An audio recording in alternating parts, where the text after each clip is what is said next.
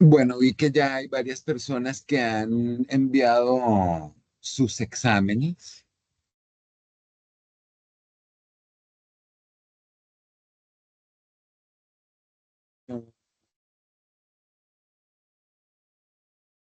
Entonces, Wilson, yo despuesito de las 2 te los estoy mandando para que los vayas revisando. Ah,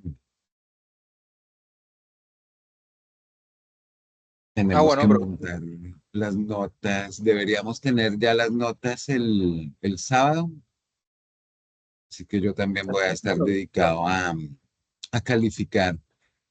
Eh, ¿Y pudiste entrar, Wilson, a la página que te envié con la convocatoria del premio?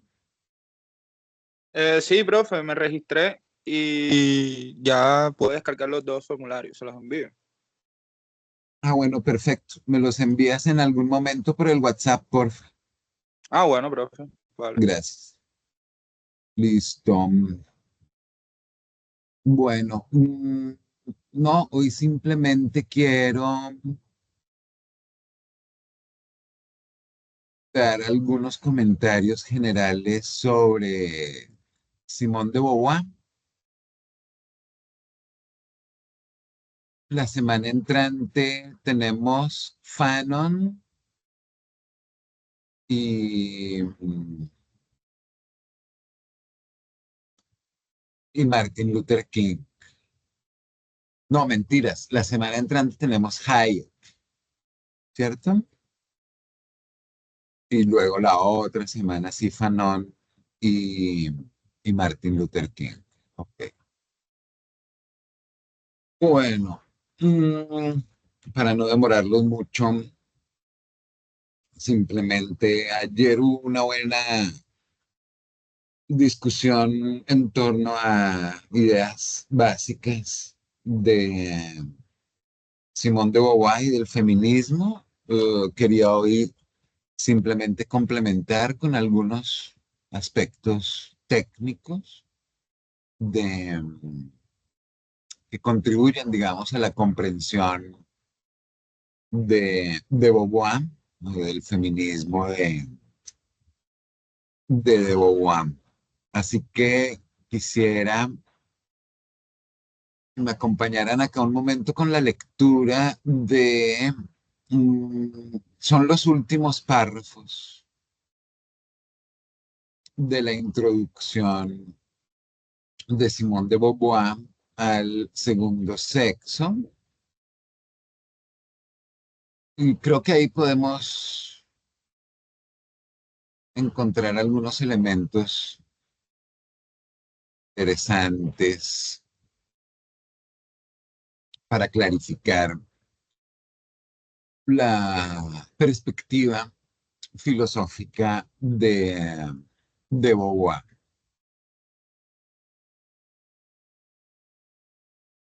Alejandra, ¿me escuchan bien? Sí, profe, ¿Y están viendo mi pantalla? también se ve la pantalla. Bueno, en todo caso pueden abrir ustedes también. Gracias, Francisco. El texto, voy a empezar por acá. Ah, sí. No. Es así como muchas mujeres afirman con una cuasi buena fe. Entonces ahí hay que poner atención porque el concepto de buena fe y de mala fe es importante en el existencialismo a partir de Sartre. El concepto de mala fe es central en el existencialismo de Jean-Paul Sartre. Es como la mala fe para Sartre es como un autoengaño y como una especie de autosometimiento a las ataduras culturales, sociales, eh, que restringen la búsqueda permanente de la libertad. Entonces es interesante que Simón de Beauvoir esté utilizando acá la expresión cuasi buena fe. Es mala fe en el sentido de autoengaño o autosometimiento, pero tampoco es la ausencia de. Entonces, es así como muchas mujeres afirman con una cuasi buena fe que las mujeres son las iguales del hombre, y que no tienen nada que reivindicar. Pero al mismo tiempo sostienen que las mujeres jamás podrán ser las iguales del hombre y que sus reivindicaciones son vanas. Y es que al hombre le resulta difícil calibrar la extrema importancia de las discriminaciones sociales que desde fuera parecen insignificantes y cuyas repercusiones morales e intelectuales son tan profundas en la mujer que pueden parecer tener sus fuentes en una naturaleza original.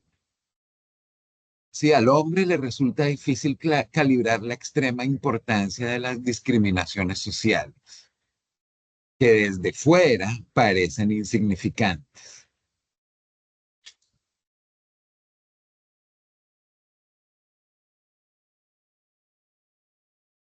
Que pueden parecer tener sus fuentes en una naturaleza originaria. ¿Sí?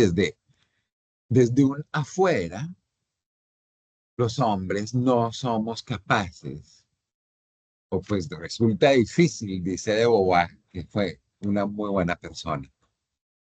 Nos resulta difícil a los hombres calibrar la extrema importancia de las discriminaciones sociales. Nos parecen, por lo tanto, insignificantes.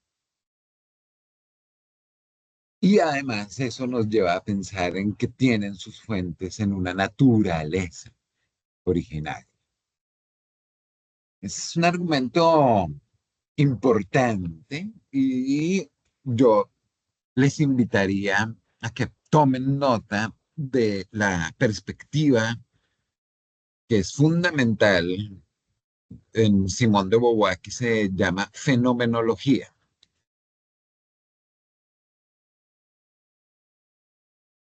La fenomenología es una escuela filosófica que se origina en la segunda mitad del siglo XIX, mm, mm, entre filosófica y científica, o precientífica en términos de el análisis científico de la psicología humana, ah, que lo que busca comprender es la experiencia subjetiva de la realidad. Eso es la, la fenomenología. Y uno de los principales postulados de la fenomenología es que esa experiencia subjetiva de la realidad, que es básicamente lo único con lo que contamos para comprender la realidad externa a nosotros, externa a nuestra mente, la experiencia es interna y es lo único con lo que contamos. Ven ustedes ahí influencia kantiana, por supuesto. Mm, para Kant, lo único cognoscible son los fenómenos, es decir, la experiencia psicológica, la percepción de la realidad. Acá el caso es también ese, pero la fenomenología va más allá y dice, y solamente es comprensible la experiencia subjetiva de cada sujeto por cada sujeto, ¿no? Esto es tremendamente importante porque de ahí surge el concepto de experiencia vivida. Y ustedes lo van a ver utilizado sistemáticamente por de Beauvoir. La experiencia vivida por cada sujeto no es cabal, totalmente comprensible por otro sujeto. Entonces, la experiencia vivida por las mujeres en su cotidianidad, en el transcurso de su vida, llena eh, lo que Simone de Beauvoir llama discriminaciones sociales con repercusiones morales e intelectuales, dice ella muy amablemente, es difícil para los hombres de calibrar, ¿sí? Y por lo tanto, esa es una razón de peso para que los hombres siempre estemos como desdeñando los reclamos, las reivindicaciones, el punto de vista de las mujeres, porque no somos mujeres y por lo tanto no podemos tener una comprensión adecuada sobre la experiencia de ser mujer. Entonces, la fenomenología como aproximación filosófica a la experiencia subjetiva de la vida es muy importante. Y noten cómo acá se están sentando las bases también para formular la misma consideración respecto a, por ejemplo, las personas racializadas o las personas con identidades de género no binario. Las personas no racializadas, como en nuestro caso, las personas blancas, no podemos pretender comprender cabalmente la experiencia subjetiva vivida por una persona racializada. En el caso de nuestra sociedad, principalmente las personas afrodescendientes, los indígenas,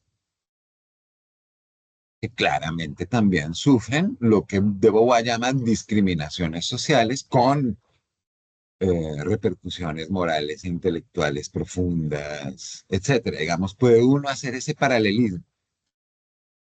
Entonces, porfa, tomen nota de que esa es una de las fuentes filosóficas de Beauvoir y que al mismo tiempo va sentando las bases para ampliar el argumento fenomenológico hacia otros campos de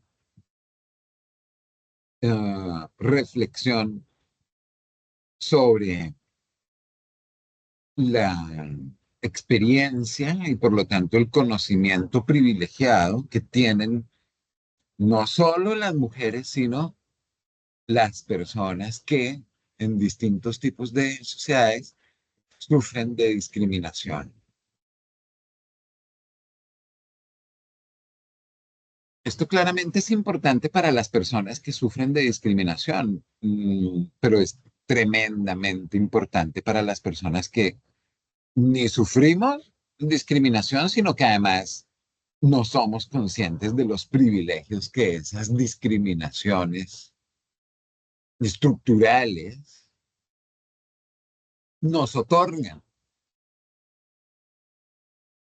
Entonces es bien importante esto porque de alguna manera nosotros tendríamos que ser capaces de enseñarle a los hombres, a las personas blancas, a las personas que no están en situación de pobreza, a las personas cuyas sexualidades e identidades de género son, digamos, siguen las normas convencionales de la sociedad, eh, que nosotros no somos capaces de ver, ni de sentir, de vivir, de experimentar fenomenológicamente hablando lo que las personas que sí son discriminadas sienten y sufren.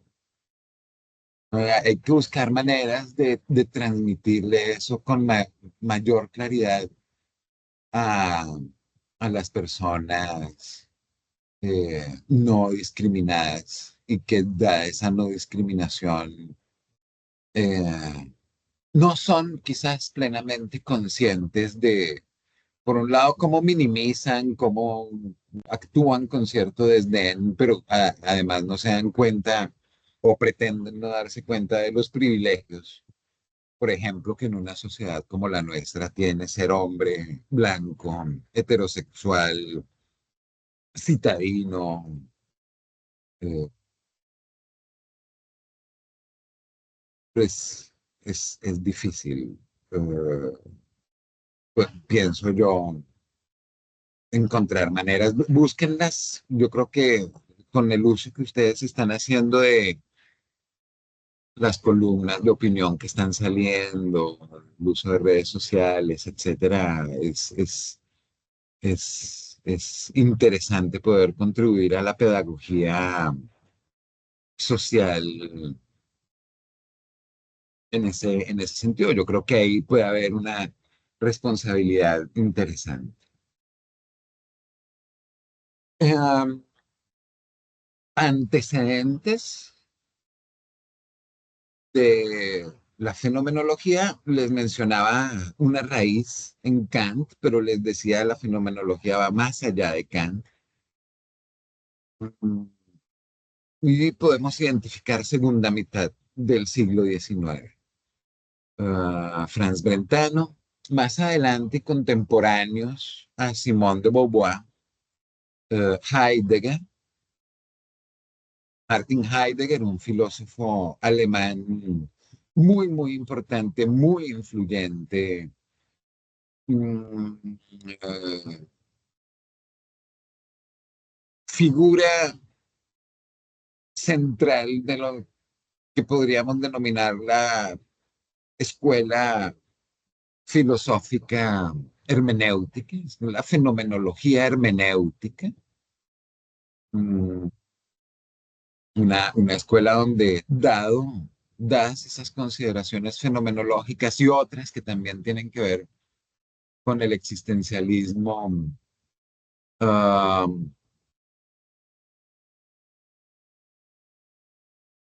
digámoslo, niega la posibilidad de explicación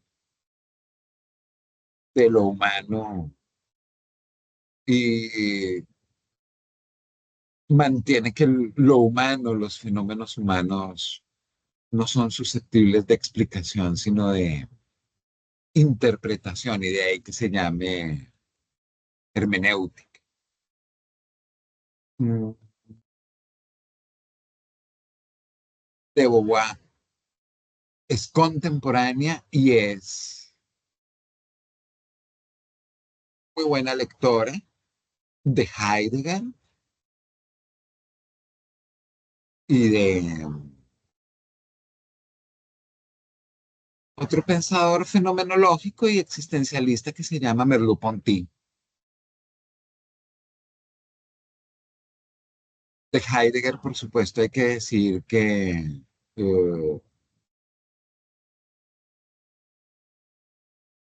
permaneció y fue promovido en su cátedra universitaria por su ni siquiera falta de crítica, ausencia de crítica frente al régimen nazi,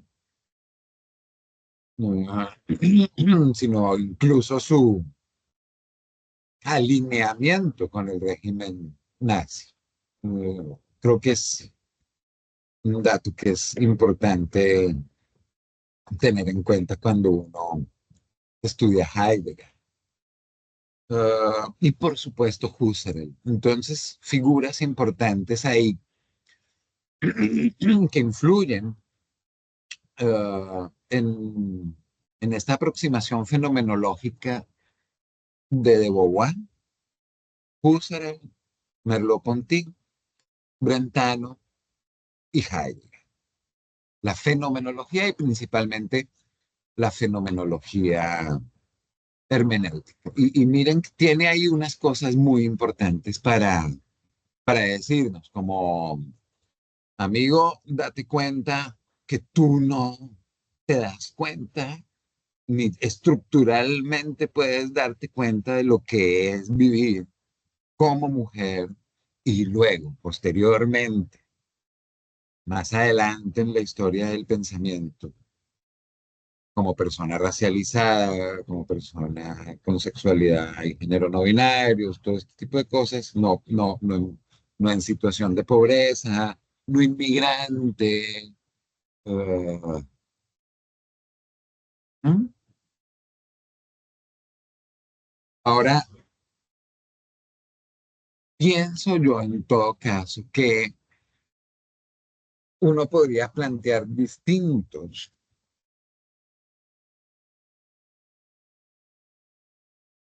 mm, o distintas aproximaciones fenomenológicas al tema de la discriminación experimentada en la vida de las personas y la difícil comprensión que de ello podemos llegar a tener las personas que no somos estructuralmente discriminadas en una sociedad. Y me gustaría hablar, todavía no lo tengo como muy, lo llevo pensando 3 o 4 años, pero todavía no lo sé decir muy bien, pero me gustaría hablar de una fenomenología abierta y de una fenomenología cerrada. Y ahí es donde me parece que es bonito que De Beauvoir diga que es difícil y no que es imposible, porque a veces sí pareciera que los herederos y las herederas de ese argumento fenomenológico sobre la capacidad que tenemos unas personas para comprender la experiencia vivida por otras personas, se deslinda de el afán de que comprendamos y más bien niega la posibilidad de comprensión y por lo tanto de toma de decisiones para cambiar. Y yo creo que por eso pedagógicamente es muy interesante este concepto. Yo entendería por una fenomenología cerrada una posición según la cual la experiencia vivida por las personas que sufren de discriminación es, si se quiere, esencialmente o fundamentalmente o estructuralmente incomprensible eh, para las personas no discriminadas. Y por fenomenología abierta querría decir que es difícil, pero que se pueden hacer esfuerzos, que yo, y ustedes saben mis sesgos, veo muy cercanos a los que podríamos estar haciendo en una sociedad más dinámicamente deliberativa. Chévere sería poder tener muchos espacios deliberativos en la universidad o en la ciudad, o en la ciudad gracias a la universidad. Podríamos tener otra ciudad si tuviéramos otra universidad, donde se trataran con mayor prevalencia y dinamismo estos temas. Y en las empresas, ¿qué tal llevar estas discusiones a ejercicios deliberativos en las empresas, los barrios, las organizaciones sociales, las iglesias, los territorios, los partidos políticos? ¿Mm? Pero dependería de que trascendiéramos la hegemonía que yo quizás estoy lamentablemente percibiendo de una especie de dogmatismo creciente en los movimientos sociales reivindicativos, feminista, antirracista, uh, respecto a la posibilidad siquiera de que pueda haber una comprensión intersubjetiva de la experiencia subjetiva de las personas discriminadas. Eso me parece interesante y saben ustedes que a mí me gusta mucho un filósofo contemporáneo de Simón de Beauvoir y de Heidegger y de todos ellos, Ludwig Wittgenstein, filósofo austriaco que terminó trabajando en Cambridge hasta el 51, que tiene unos argumentos que creo que vale mucho la pena examinar para considerar la posibilidad de defender una fenomenología abierta y no una fenomenología cerrada, y que ustedes pueden buscar bajo el título de El argumento sobre los lenguajes privados. Les invitaría a que buscaran el argumento de Wittgenstein en torno a la imposibilidad de un lenguaje privado, que creo yo apunta a esa posibilidad de, de que la fenomenología no nos aprisione dentro de la inescrutabilidad esencialista de la experiencia vivida. Listo, sigo. Entonces, el hombre que sienta la mayor simpatía por la mujer jamás conoce bien su situación concreta. Lo mismo, el blanco, podría uno actualizar eso, como de hecho se ha venido haciendo con la teoría crítica de la raza y otro tipo de literaturas, Butler, etc. Por eso no ha lugar a creer a los varones cuando se esfuerzan por defender privilegios cuya extensión no logran calibrar en su totalidad. Por tanto, no nos dejaremos intimidar por el número y la violencia de los ataques dirigidos contra las mujeres, ni tampoco nos dejaremos embaucar por los elogios interesados que se prodigan a la verdadera mujer, ni permitiremos que nos gane el entusiasmo que suscita su destino entre los hombres que por nada del mundo querrían compartir. Sin embargo, no debemos considerar con menos desconfianza los argumentos de los feministas. Con mucha frecuencia la preocupación polémica les priva de todo valor a esos argumentos. Si la cuestión de las mujeres es tan ociosa es porque la arrogancia masculina la ha convertido en una disputa. Cuando uno disputa, ya no razona bien. Lo que se ha tratado incansablemente de demostrar es que la mujer es superior, inferior o igual al hombre. Creada después de Adán, es evidentemente un ser secundario, dicen unos. Por el contrario, afirman otros, Adán no era sino un boceto y Dios logró el ser humano en toda su perfección cuando creó a Eva.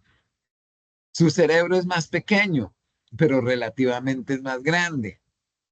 Cristo se hizo hombre, tal vez por humildad.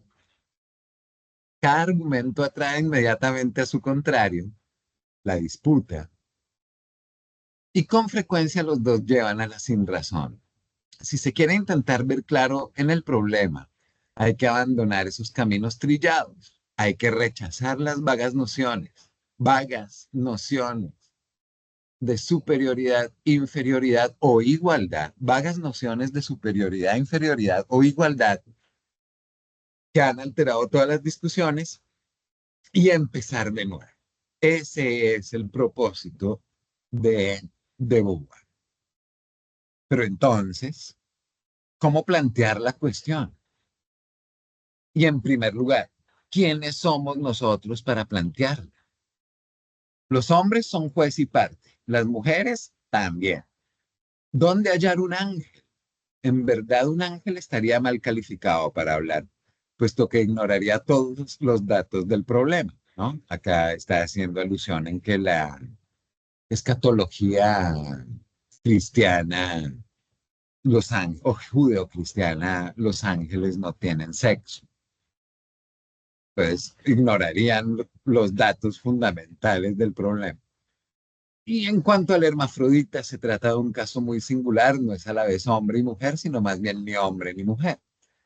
Creo que para dilucidar la situación de la mujer son ciertas mujeres las que están mejor situadas. Es un sofisma pretender encerrar a Epiménides en el concepto de cretense y a los cretenses en el de mentiroso.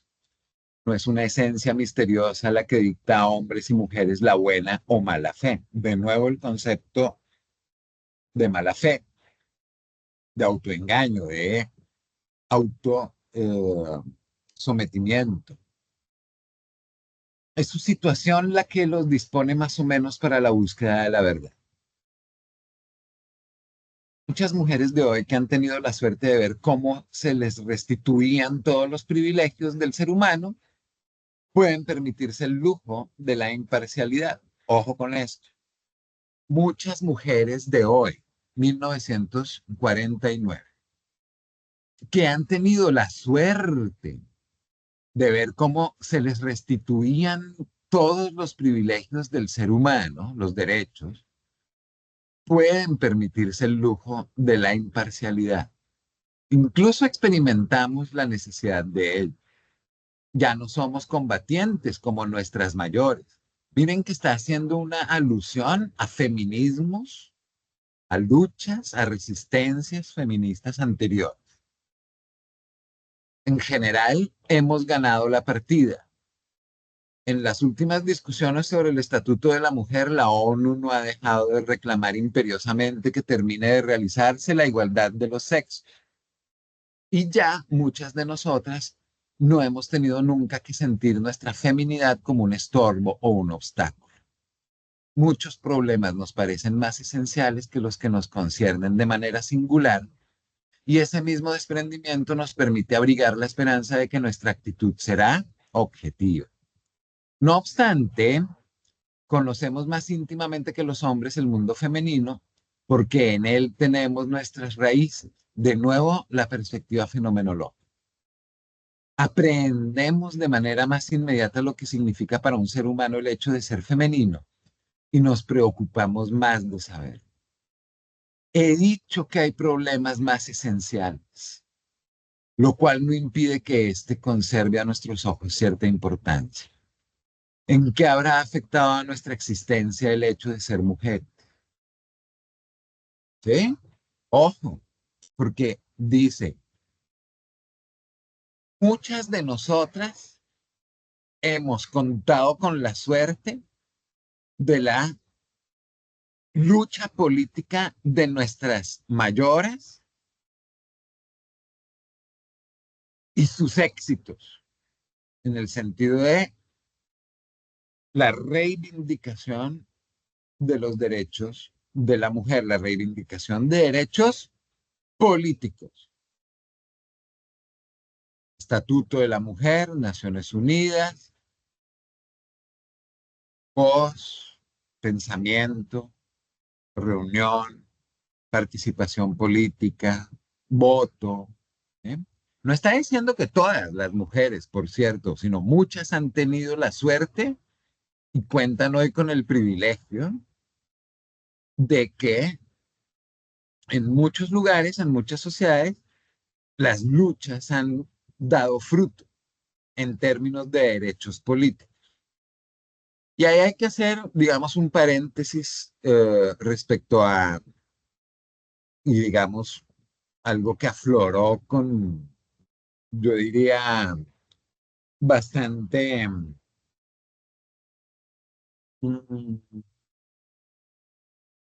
resonancia el pasado 8M desde las redes sociales de los colectivos, las colectivas afrofeministas, ¿no? Como la idea de que el feminismo del 8M es un feminismo blanco. Hay mucho para pensar y claramente De Beauvoir es un referente de lo que desde el afrofeminismo podría considerarse el feminismo blanco. Y acá uno podría interpretar lo que ella está diciendo como el típico feminismo blanco desinteresado de lo que sufren las discriminaciones que experimentan en su fenomenológica experiencia de vida mujeres negras, mujeres indígenas, mujeres racializadas, lo que después se va a venir a comprender como interseccionalidad, etcétera. Pero habría como que leerlo muy bien para, digamos, darle la razón a tan eh, sonora resonancia contra el feminismo blanco. Está diciendo muchas mujeres hemos contado con la suerte de que hoy se nos reconocen nuestros derechos gracias a la lucha de nuestras mayores, pero son derechos políticos. Entonces, primero, no está diciendo todas. Segundo, ¿en qué habrá afectado a nuestra existencia el hecho de ser mujer? Noten que ahí está deslindándose de la idea de la reivindicación de derechos políticos y está hablando de la existencia. Y continúo. ¿Qué oportunidades exactamente nos han sido dadas y cuáles nos han sido negadas? ¿Qué suerte pueden esperar nuestras hermanas más jóvenes? ¿Y en qué sentido hay que orientarlas? Es decir, hay una lucha a futuro. ¿Qué hemos aprendido? ¿Qué puede ocurrir? ¿Qué se puede esperar? ¿Cómo podemos hacer pedagogía? Es chocante que el conjunto de la literatura femenina esté animado en nuestros días mucho menos por una voluntad de reivindicación que por un esfuerzo de lucidez. Hay que mantener la voluntad de reivindicación. Al salir de una era de desordenadas polémicas, este libro es una tentativa, entre otras, de recapitular la cuestión. Y noten que lo va a plantear no en términos de derechos políticos, sino en términos de existencia de las mujeres. Entonces, ya ustedes están notando la reiteración de la palabra existencia. Pero sin duda tal vez sea imposible tratar ningún problema humano sin tomar partido. La manera misma de plantear las cuestiones, las perspectivas adoptadas. Se acordarán ustedes del perspectivismo que mencionaba David Christian como la filosofía derivada de Nietzsche en La Gran Historia. Suponen jerarquías de intereses. Toda cualidad implica valores. No hay descripción supuestamente objetiva que no se levante sobre un segundo término ético. En lugar de tratar de disimular los principios que más o menos explícitamente se sobreentienden, es preferible plantearlos enseguida, no disimularlos, hacerlos explícitos. De ese modo no nos veremos obligados a precisar en cada página qué sentido se da a las palabras. Superior, inferior, mejor, peor, progreso, regresión, etc. Si pasamos revista a algunas de las obras dedicadas a la mujer, vemos que uno de los puntos de vista más frecuentemente adoptados es el del bien público, el interés general. En verdad, cada cual entiende por ello el interés de la sociedad tal y cómo se desea conservarla o establecer. En cuanto a nosotros, estimamos que no existe otro bien público que el que asegura el bien privado de los ciudadanos. Miren, qué interesante aseveración política haciendo explícitos los valores que subyacen a lo que ella va a elaborar en este libro. Juzgamos las instituciones desde el punto de vista de las oportunidades concretas ofrecidas a los individuos. Por un lado, bien público, o sea, lo que se debe tratar en la esfera pública, de aquello que debemos hacer, política, activismo. Bien público es el que asegura el bien privado de los ciudadanos. Juzgamos las instituciones desde el punto de vista de las oportunidades concretas ofrecidas a los individuos. Y luego, segundo, tampoco confundimos la idea del interés privado con la de felicidad. Fíjense que ahí va haciendo un análisis filosófico bien interesante. Interés público, bien público, es el que asegura el bien privado. ¿De quiénes? De los ciudadanos. ¿Qué quiere decir eso? Oportunidades concretas para los individuos. Segundo, siguiente, interés privado no es felicidad. Hay otro punto de vista que también se encuentra a menudo. ¿No son más dichosas las mujeres del harén que las electoras? ¿El ama de casa no es más feliz que la obrera? No se sabe demasiado bien lo que significa la palabra dicha, y aún menos qué valores auténticos recubre. No hay ninguna posibilidad de medir la dicha de otro, y siempre resulta fácil declarar dichosa la situación que se le quiere imponer.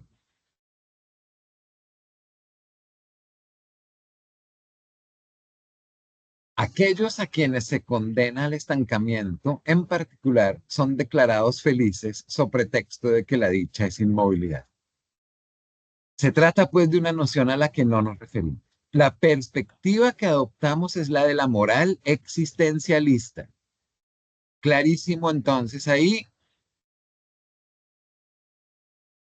Adoptamos una filosofía y particularmente una teoría de la moral, una ética existencialista. Y de hecho, Simón de Beauvoir tiene un excelente libro, mucho más digerible que este, mucho más preciso y sistemático, que se llama Hacia una ética de la ambigüedad, o algo así, que se lo recomiendo mucho. La moral existencialista. Todo sujeto se plantea concretamente a través de proyectos como una trascendencia. Quiero lograr tal cosa, quiero ser tal cosa, tengo tal aspiración, tal sueño, tal deseo, tal ambición. No alcanza su libertad sino por medio de su perpetuo avance hacia otras libertades. No hay otra justificación de la existencia presente que su expansión hacia un porvenir infinitamente abierto. Esto es muy, muy Sartre. Ayer con María José vimos, digamos, el tema de quién influyó a quién. Yo creo que no es necesario dirimirlo acá. El punto es que no es claro que la dirección de influencia haya sido solo una.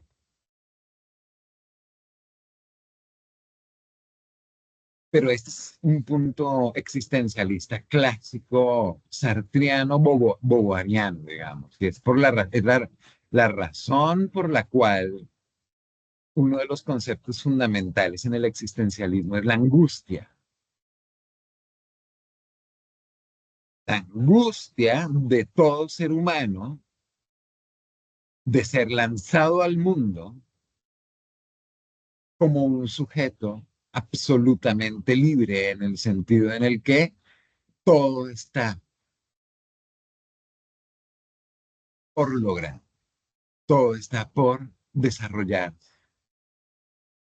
Por eso es la mala fe, por eso es que hay muchas personas que se autoengañan y se autosometen a las restricciones de la sociedad y prefieren no verlas, ignorarlas intencionalmente por la angustia de la libertad. No hay otra justificación de la existencia presente que su expansión hacia un porvenir infinitamente abierto. De ahí la angustia.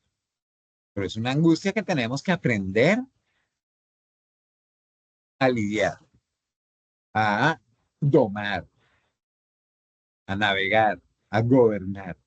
La angustia interna del porvenir personal infinitamente abierto, sobre todo cuando uno tiene 19 años. Una vez que la trascendencia recae en inmanencia, hay degradación de la existencia en sí, de la libertad en facticidad. Esta caída es una falta moral si es consentida por el sujeto, la mala fe. Si le es infligida, toma la figura de una frustración y de una opresión. En ambos casos es un mal absoluto. Todo individuo que tenga la preocupación de justificar su existencia, la angustia, experimenta esta como una necesidad indefinida de trascender. Ahora bien, lo que define de una manera singular la situación de la mujer es que, siendo como todo ser humano una libertad autónoma, se descubre y se elige en un mundo donde los hombres le imponen que se asuma como lo otro.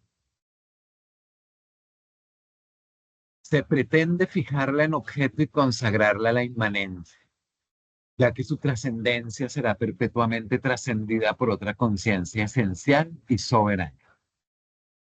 El drama de la mujer consiste en ese conflicto entre la reivindicación fundamental de todo sujeto, que se plantee siempre como lo esencial,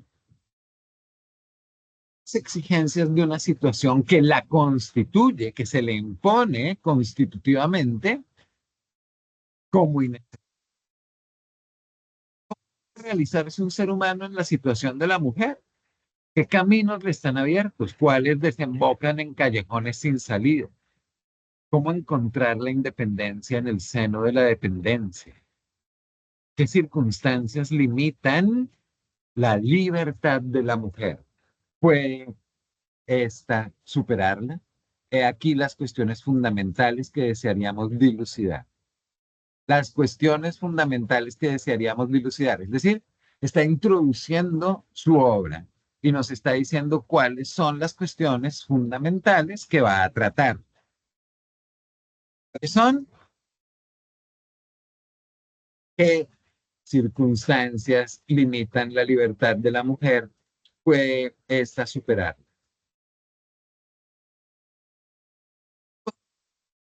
Es decir, que interesándonos por las oportunidades del individuo, las oportunidades del individuo dijimos que es el bien privado, al cual debe apuntar el bien público.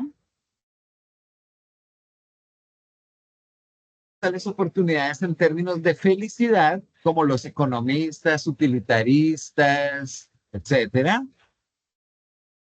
términos de libertad. Eso es lo fundamental. La libertad de la mujer en una sociedad en la cual, aun si es una sociedad en la que se ha tenido la suerte del triunfo de las mayoras, como dicen acá, en términos de el logro de libertades políticas, libertades liberales, como vimos la clase pasada con Popper, con Berlin,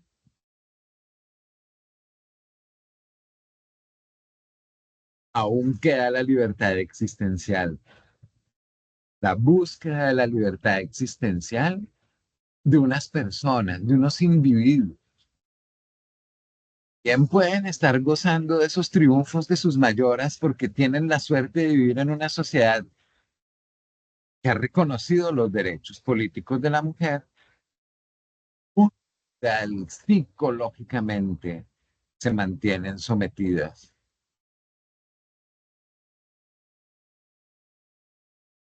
En su libertad metafísica, en su libertad trascendental, en su libertad existencial, por la forma como son constituidas, como se les impone su constitutividad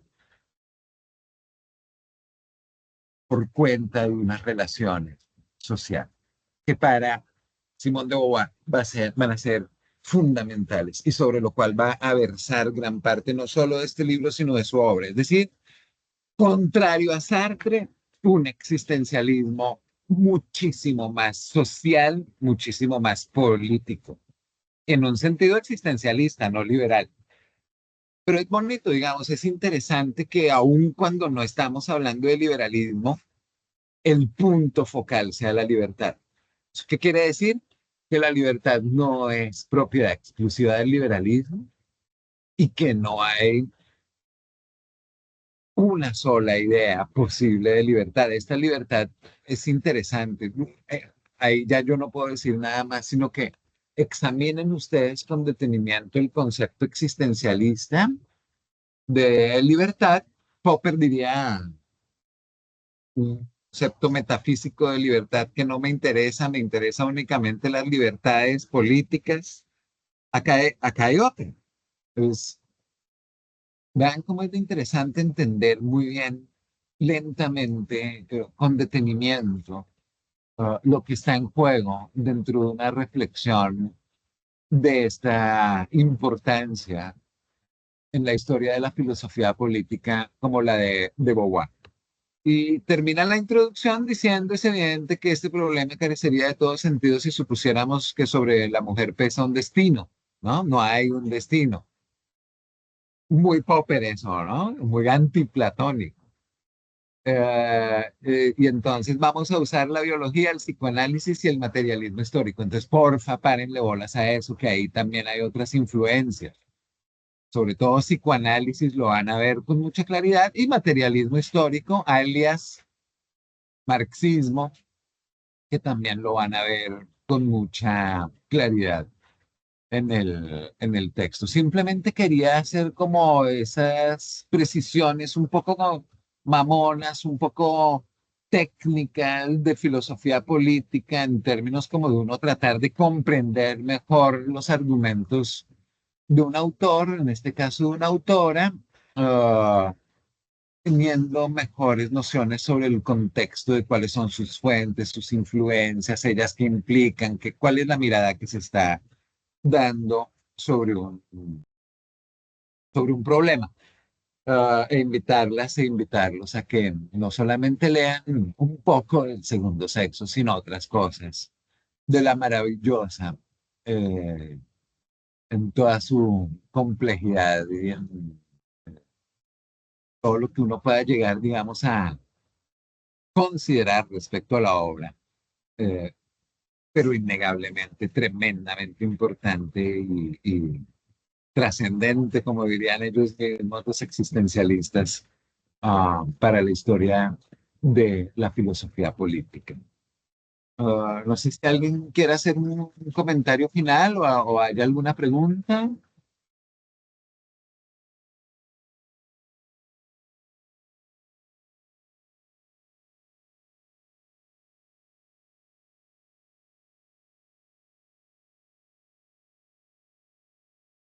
Siento. Eso es lo malo de esta hora, que es la hora o que uno tiene hambre o que uno tiene sueño. En fin, bueno, entonces nos vemos el miércoles para, por favor, lean al gran y maravillosísimo Friedrich von Hayek. Hasta la vista. Suerte. Chaito, profe. Nos vemos. Chao, Profe, Wilson. muchas gracias. Muchas gracias, profe. Chao, profe. Gracias. Chao.